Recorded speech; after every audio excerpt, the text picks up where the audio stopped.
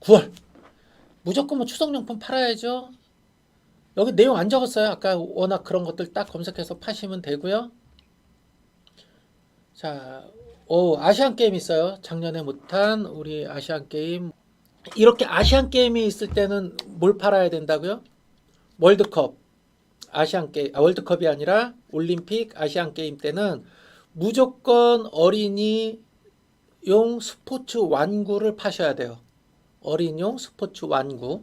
이거 파셔야 돼요. 그리고 여기 간절기에 이렇게 적어놨어요. 아우터인데 소형 난방가전 있어요. 근데 이 난방가전이라고 하는 키워드는 이미 8월 달부터 나오는 거는 여러분들이 보셨고 구매가 이루어지고 있으나 요 시점 24일부터 언제까지냐면 요 첫째 주까지 갑자기 추워집니다. 갑자기. 작년 요 시점이었을 거예요. 요 시점인가? 제가 특강을 진행하면서 요 달력을 보여준 적이 있어요. 그랬다가 이때 요거 팔아야 돼. 근데 오늘 몇 도예요? 그랬더니 진짜 추웠어요. 그러는 거예요. 자, 그럼 볼까요? 뭐 팔아야 되는지 이걸 딱 2022년 걸 보여주니까 대박. 막 그러는 거죠. 어떻게 예측을 하셨어요? 막 이러는 거예요. 그래서 아니 좀 팔다 보면 어느 시점에 추워지는지 어느 시점에 더워지는지 뭘 팔아야 될지 이런 게 딱 데이터로 나온다. 그래서 여러분들도 믿고 요 상품을 팔아라.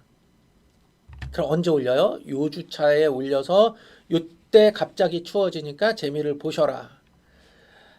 저는 요때 무릎 담요 많이 팔았어요. 무릎 담요, 소형 난방기기. 요거 두 가지를 많이 팔았습니다. 무릎 담요도 납품 많이 했습니다. 카페라든지 특히 이제 뭐 강원도 라인 카페들, 뭐 해안가 카페들, 뭐 요런 데는 엄청 추워요. 그 영상 뭐 한 5도, 7도 막 이렇게까지 내려가거든요. 그러면 손님들한테 이 담요를 내야 되는데 담요는 전년도에 쓰던 담요는 이미 치워놨단 말이에요. 그거 세탁해서 꺼내서 쓰기 힘드니까 그냥 바로 새로 주문해요. 이런 것들도 노려보실 만합니다. 자, 키워드 볼게요. 9월 급상승 키워드만 보겠습니다. 앞에 이제 이 조회수는 거의 비슷해요. 트렌드가. 자, 볼까요? 뭐가 나왔어요? 기모라고 하는 단어가 나오기 시작해요. 기모. 전기요 나왔죠? 햅쌀 나왔어요. 2023년도에 햅쌀이라고 하는 단어를 쓰면 안 돼요. 후드 직업 나왔어요. 자켓 나오고 전기요 나왔죠. 바퀴벌레 퇴치기가 왜 나왔을까? 또 이유가 있을 것 같은데 한번 찾아봐야 되겠네. 그리고 온열 매트 나왔어요. 가디건 나왔고요. 연시 나오고.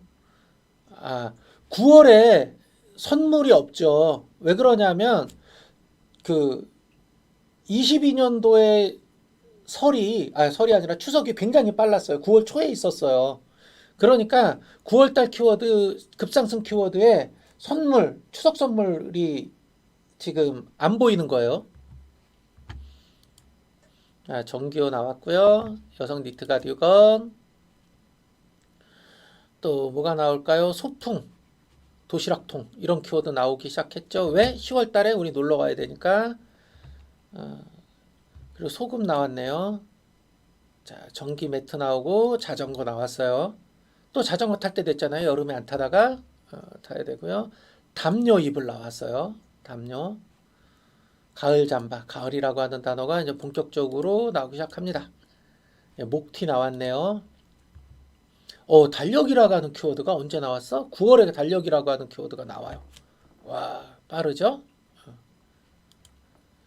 자, 그래서 이제 9월 말 10월 쭈꾸미 철이 됐어요. 전기 매트, 그리고 난방. 또 어떤 단어가 있을까요? 할로윈 단어 벌써 나왔어요. 9월 달에. 긴팔 단어 나오고요. 자, 화분 나왔네. 화분. 코카꽃 화분 나왔고. 자켓 계속 나오기 시작했고요. 속옷 세트? 여름 속옷을 바꿀 때가 됐나? 자, 번거지 모자 나왔어요. 6번 나왔습니다. 6번. 네.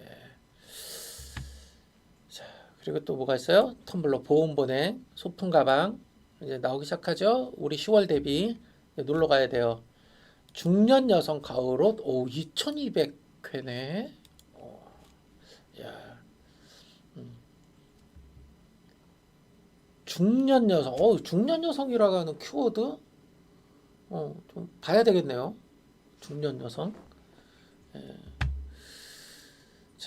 또 트레이닝이 나오기 시작했어요. 그죠? 선풍기 이제 보관해야 되겠네요. 여성 트레이닝 나왔어요. 이제 여름 끝났고 이제 또 우리 슬슬 운동을 해야 될 거고 할로윈 의상 9월에 나왔어요. 양털 이불 나왔죠. 돗자리 나왔죠. 여성 가을 원피스 나왔고요. 카페트 나오고요. 또 뭐가 있을까요? 바바리 코트 나왔어요. 자, 트레킹화 나오고 자, 또 어떤 단어가 나와요? 긴팔. 자, 이제 이런 단어들을 이제 보이시죠? 초등학생 가을옷, 잠바. 요거를 1월부터 12월까지 이 달력에 앞으로 가면 2012년도 거 있다 그랬잖아요. 그거하고 같이 맞춰 보시면 하고 그다음에 그 11년도 것도 우리 카페에 올라와 있을 거예요. 지우진 않았을 거니까 두 개를 한번 비교해 보시면 되는데 일부 프로모션을 하는 걸 제외하거나 뭐 거의 비슷합니다. 이 패턴들은 제가 몇 년치를 보면 온수 매트, 자 요렇게 하고 칼집밤 뭐 이런 거 나오고요. 밤 까는 기계 나오고 뭐 밤 나오는 시점이니까 핫팩 단어 나왔네요. 핫팩, 그쵸? 이제 슬슬 상승하기 시작해요. 자 이렇습니다. 9월 봤습니다. 자, 10월 가겠습니다. 10월이에요. 요 10월부터 다시 또 판매가 본격적으로 이루어지는 시점인데 요렇게 지금 보세요. 추석에 붙어 있고 그 다음에 연휴가 있어. 그리고 요때는 여행 관련 상품이 언제 팔리나 요때 여행 관련 상품을 팔아야 돼요. 그래야 요렇게 붙여서 놀러 갈 때 쓰입니다. 예. 이렇게 보시면 되고요.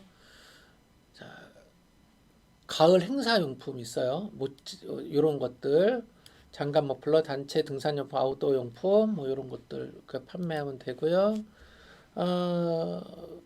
요거 카페 앤 베이커리 봄에 있었고 이때는 어디서 하나? 예, 킨텍스에서 하네요. 그 요 뒤에 그 전시회 일정은 아직 좀 제대로 날짜가 픽스가 안 돼서 아무래도 하반기니까 데이터 찾기가 좀 어려워가지고 아직 게시를 안 했고 여기는 계속 업데이트 할 테니까 요 달력 보시면 되고요. 자, 겨울 간절기, 난방기기, 핫팩, 이불 담요, 침구리, 언더웨어, 자카 요런 거 팔아야 되는데 요 세팅을 언제 해요?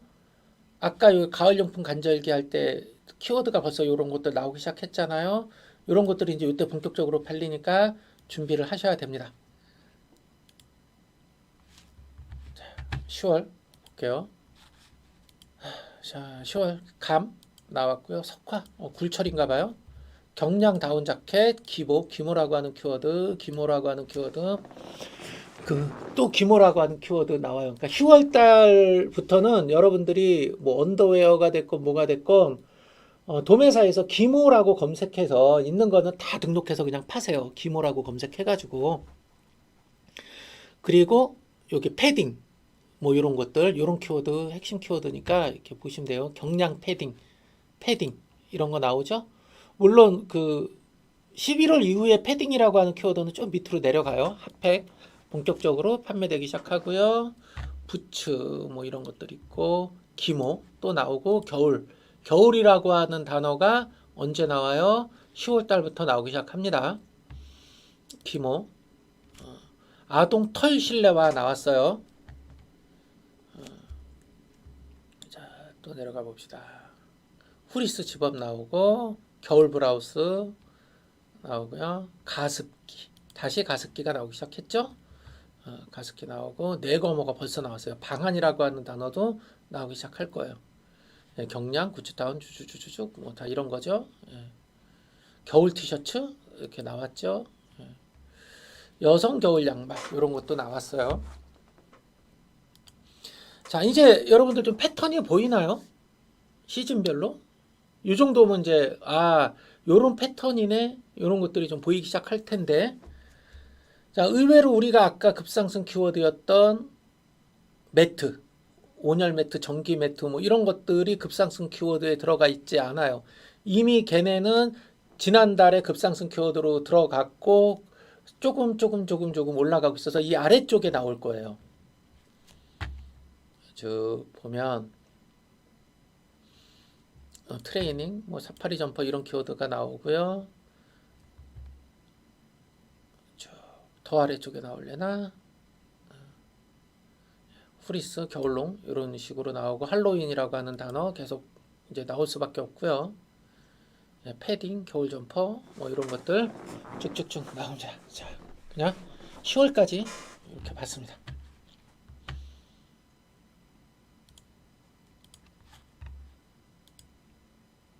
11월이에요. 제가 이 사업을 10년 넘게 해오면서 이제 초창기부터 재고를 사입해서 파시는 분들이나 그러니까 아주 전통적인 판매 기법을 가지고서 파시던 분들하고 만난다거나 이제 모임에 나가면 그분들이 저를 거의 무슨 뭐 사기꾼 뭐 이런 취급을 좀 많이 당했어요. 그리고 제가 판매 시작하고 한 1년 한 3개월 만에 이제 그 매출 1억을 달성한 시점에는 정말 뭐 그런 취급을 많이 당했는데 어떻게 그렇게 파냐? 말이 안 된다. 자기네는 상품 하나를 상품명, 목록 이미지, 상세 설명 정말 애써서 변경하고 등록해서 판매를 하고 뭐 소위 말하는 그런 가구매 뭐 이런 작업 뭐 이런 것들 다 하는데도 매출이 그렇게 안 나오는데 당신이 그렇게 상위 노출하고 잘 팔 수 있는 거는 사기 아니냐?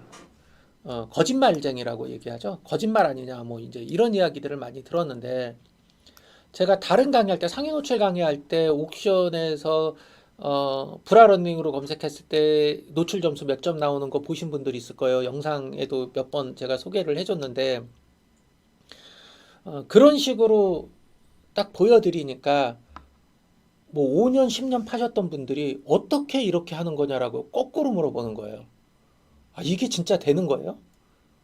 라고. 자기네는 5천 몇백 점을 받으려고 정말 몇백만 원, 막 거의 1,000만 원 가까이 2년, 3년 막 이렇게 쌓아서 그 점수가 나왔는데 저는 몇천 개의 상품을 그냥 엑셀로 해가지고 뚝 버튼 눌러서 올렸는데도 자기네한테 밀리지 않고 오히려 광고만 안 했을 뿐이지 거의 10등 안에 들어가는 그런 노출 순위를 만들어내는 거를 보고 그때부터 믿더라고요. 그때부터. 그러면서 알려달라.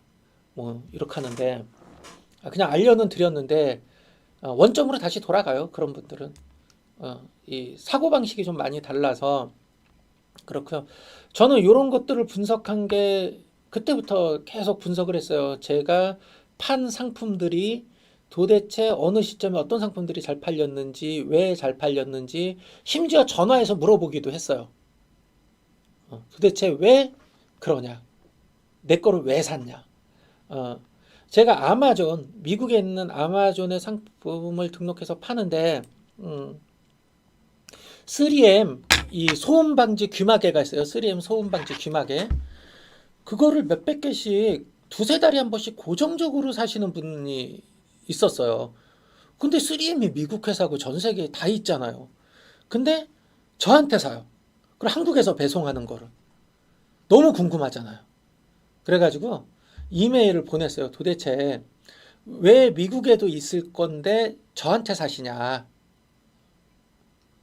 라고 물어봤어요. 그랬더니 회신이 왔더라고요. 미국에서 파는 거는 사이즈가 안 맞는데요. 한국에서 파는 거랑 사이즈가 다르대요. 그래서 자기네는 조그만 거를 써야 되는데 아마 한국인 무슨 뭐 사업장이었나 보죠. 동양인들이 있는 사업장. 그쪽에서 사는 거는 사이즈가 커서 귀에 잘 이게 안 들어간대요.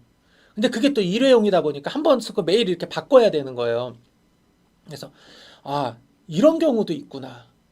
이제 그래서 야, 이게 세상은 넓고 진짜 우리가 제가 생각했던 것과 고객의 구매 트렌드가 정말 다르다. 이제 그걸 한번 느꼈고요. 또 한 번은 이베이에 등록해서 상품을 팔 때인데 제가 레고를 등록해서 팔았는데 레고도 전 세계에 다 있잖아요. 그쵸? 전 세계에 다 있는데 왜 저한테 레고를 사죠? 뭐 칠레, 뭐 브라질, 이스라엘, 뭐 스리랑카, 뭐 이런 나라에서 제가 등록해 놓은 레고를 사는 거예요. 값은 거의 2배 가까이 되는데 또 너무 궁금하잖아요. 그래가지고 근데 이스라엘 같은 경우는 꽤 자주 샀어요.